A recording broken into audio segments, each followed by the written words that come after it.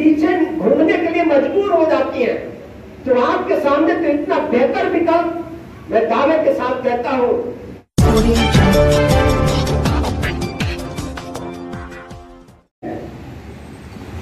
आज जो ये मौका है, ये जो अवसर है, इतिहास रचने का अवसर है और इतिहास रचने के लिए हम सब लोग यहाँ पर इकट्ठा हैं।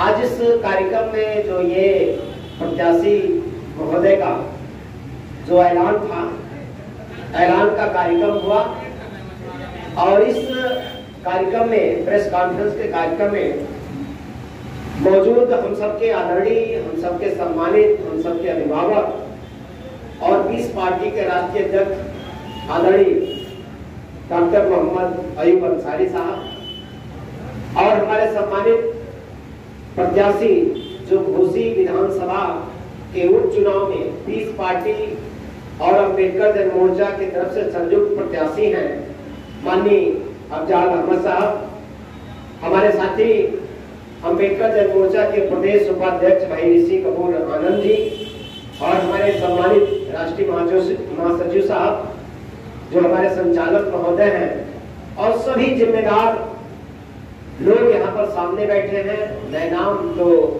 आप सभी का नहीं जानता, पर मैं बहुत आप सब लोगों का सम्मान करता हूँ, आप सभी का आदर कर रहा हूँ और पत्रकार साथी भी यहाँ पर मौजूद हैं। आपको देख करके मुझे भी बहुत हिम्मत मिल रहा है और मुझे भी बहुत खुशी हो रही है और जितने भी लोग यहाँ पर बैठे हैं ये अति जिम्मेदार लोग यहाँ पर बैठे हैं और अति जिम्मेदार लोग यहाँ पर बैठे हैं, तो निश्चित तौर पे आज मुझे आपको देख के ये लग रहा है कि घोसी विधानसभा का उपचुनाव 20 पार्टी ही जीतेगी, आप नहीं जीतेगी।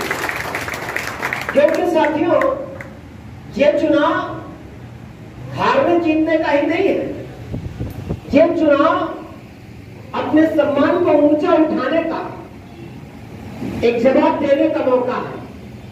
कल हमारी डॉक्टर साहब से बात हो रही थी, निश्चित तौर पे इनका अनुभव बहुत बड़ा है, विद्वान है, डॉक्टर है और नेता तो बहुत होते हैं, वो सब प्रोफेशनल है, धन्यवाद है, लेकिन सच मानिए अगर रियलिटी के साथ दिल में किसी के दर्द है और कोई समाज के लिए बेहतर करना चाहता है तो ये आपके लिए बड़ी बात है कि आपके बीच में नेता के रूप में डॉक्टर मोहम्मद अयूब साहब मौजूद हैं।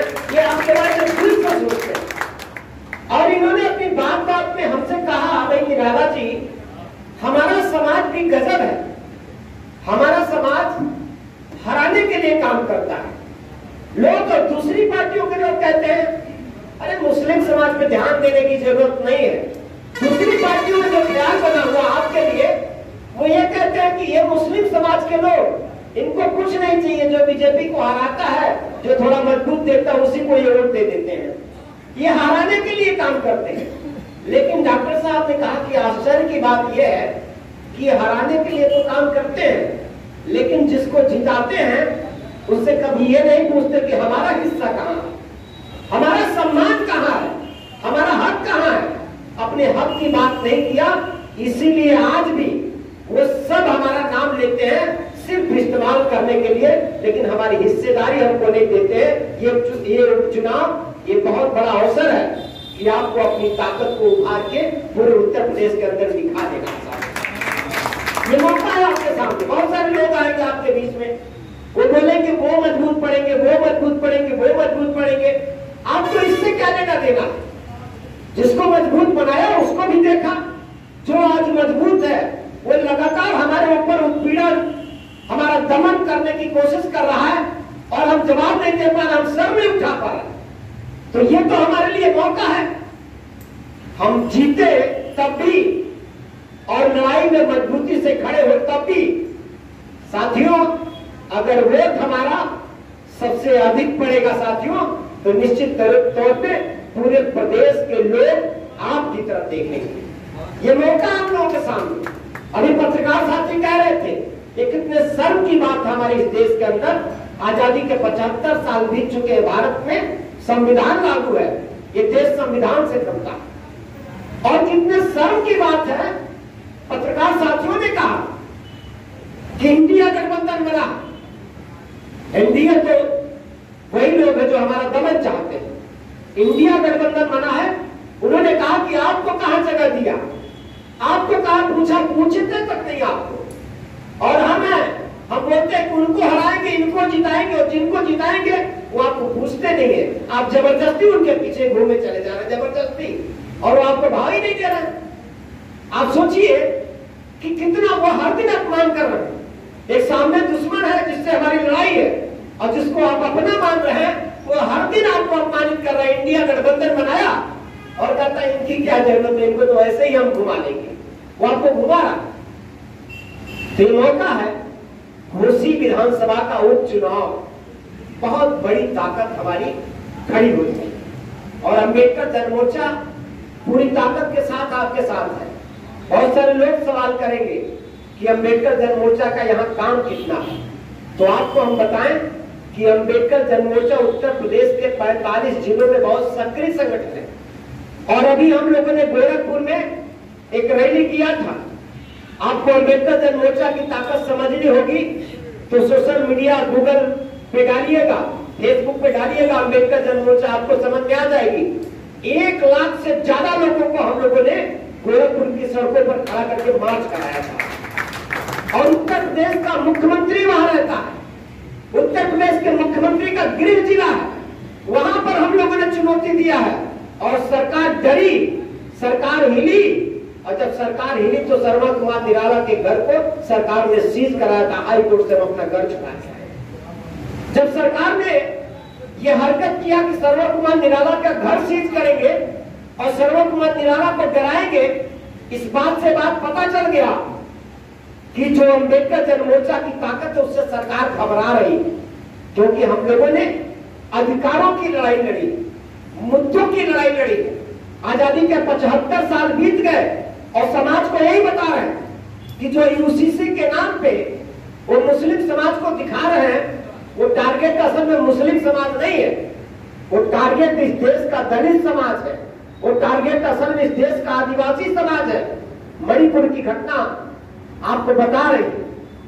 आज वो कह रहे हैं एक देश एक विधान, तो आपको लग रहा, तमाम हम लोग दलित समाज के लोगों को ये बात बता रहे हैं कि आपको लग रहा है कि मुस्लिम समाज को कह रहे हैं। अरे जब एक देश एक विधान की बात कर रहे हैं तो हम कह रहे हैं ठीक है, आप एक देश एक विधान की बात कर रहे हो तो एक देश में एक जैसा सबको समान शिक्षा क्यों नहीं दे रहे? अमीर का बच्चा किसी बड़े स्कूल में पढ़ता है और गरीब का बच्चा सरकारी स्कूल में पढ़ता है जहां कोई पढ़ाई नहीं। एक देश एक विधान अगर कहते हो सब समान रहेंगे तो लोगों को जमीन में हिस्सेदारी बराबर बराबर क्यों नहीं दे रहा? किसी के पास हजारों एकड़ जमीन है तो आज भी किसी के पास एक डिसमिल भी जमीन नहीं है। हम वोट के मामले में बराबर हो गए और जमीन के मामले में क्यों इतनी बड़ी असमानता? जबकि ये तो प्राकृतिक संपदा है ना, ये कोई लेके तो ले आया नहीं था, यहाँ पर जबरदस्ती कब्जा किया है यहाँ पे। तो इन मुद्दों पर, इन सवालों पर हम लड़ रहे हैं। तो जो यूसीसी का ये ड्रामा कर रहे हैं, चाहे एनआरसी हो, ये तमाम जो ड्रामा कर रहे हैं साथियों, आप इस बात को समझिएगा, निशाना आप नहीं है, निशाना दलित है। और दलित भी इस देश का समझ रहा है, क्योंकि कल वो कहेंगे कि एक देश से एक विधान, तो आरक्षण क्यों आपको दिया जाए? आरक्षण को खत्म करने की प्लानिंग भी कर रहे हैं। तो दलित समाज भी अंदर से उत्तेजित, वो लड़ने के लिए तैयार है साथियों। और आपका साथ मिलेगा, हम भी आपके साथ हैं और आपका भी हम साथ चाहते हैं, क्योंकि प्रताड़ना टारगेट आप पे भी लगाया गया है और टारगेट हम पर भी लगाया गया है। हम दोनों कमल के शिकार हो रहे हैं।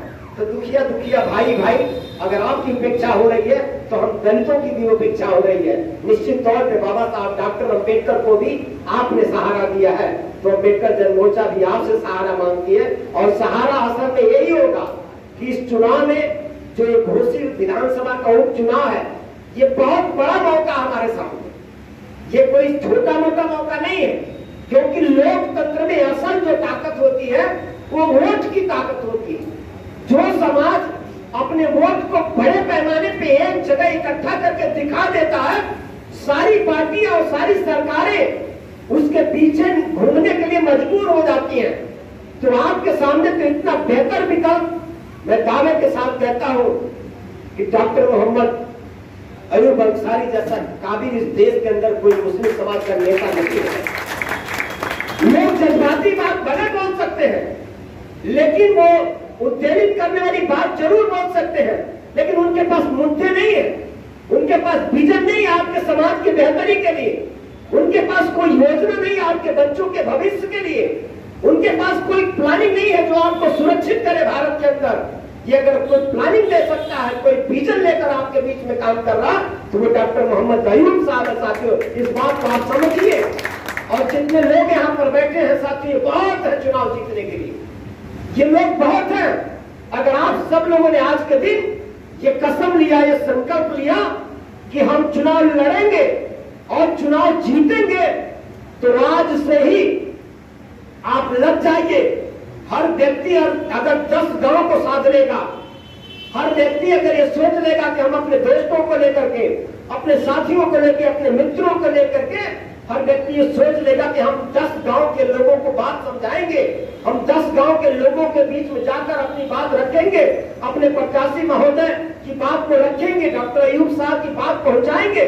तो अगर आपने ठान लिया साथियों, एक व्यक्ति सिर्फ 10 गांव संभाल लेगा साथियों, तो निश्चित तौर पे कोई ताकत नहीं है यहाँ पे जो आपको चुनाव जीतने से रोक सके। चुनाव लोकतंत्र है, लोकतंत्र में कुछ भी असंभव नहीं है।